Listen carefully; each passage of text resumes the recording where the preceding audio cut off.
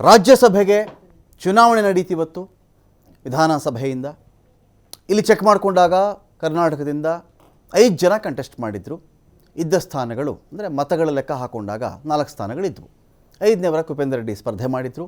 ಕಾಂಗ್ರೆಸ್ ಇದರಲ್ಲಿ 3 ಸ್ಥಾನಗಳನ್ನು ಗೆದ್ದುಕೊಂಡ್ರೆ BJPಗೆ 1 ಸ್ಥಾನ ಸಿಕ್ಕಿದೆ.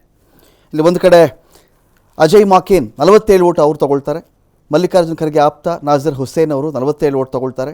DKಶಿ ಆಪ್ತ ಸಿ ಚಂದ್ರಶೇಖರ್ ಅವರು ನಿಗದಿತ 45 ಮತ ಪಡ್ಕೊಳ್ತಾರೆ.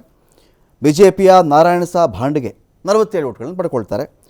36 ಮತ ಪಡ್ಕೊಂಡು ಕುಪೇಂದ್ರ ರೆಡ್ಡಿ ಸೋಲ್ತಾರೆ. ವಿಷಯ ಅಷ್ಟೇ ಅಲ್ಲ, ಅಡ್ಡ ಮತದಾನದ ವಿಷಯ ಇಲ್ಲಿ. ಅಡ್ಡ ಮತದಾನ ಆಗುತ್ತೆ ಅಂತ ಕುಮಾರಸ್ವಾಮಿ ಅವರು ಆಸೆ ಪಟ್ಟುಕೊಂಡು ಅಥವಾ ಮೈತ್ರಿಕೂಟ ಆಸೆ ಪಟ್ಟುಕೊಂಡು ಕುಪೇಂದ್ರ ರೆಡ್ಡಿಯನ್ನು ಫೀಲ್ಡ್ಗಿಳಿಸ್ತಾರೆ. ಕಾಂಗ್ರೆಸ್ಸಿಂದ ವೋಟ್ ಬಂದುಬಿಡುತ್ತೆ, ಅವ್ರು ಹಾಕ್ತಾರೆ, ಪಕ್ಷೇತರರು ಹಾಕ್ತಾರೆ ಅಂತ ಹೇಳಿ ಇದೆಲ್ಲ ಉಲ್ಟಾ ಆಗಿ ಬದಲಿಗೆ BJPಯ ಸೋಮಶೇಖರ್ ಅವರೇ ಕಾಂಗ್ರೆಸ್ಗೆ ವೋಟ್ ಹಾಕ್ತಾರೆ.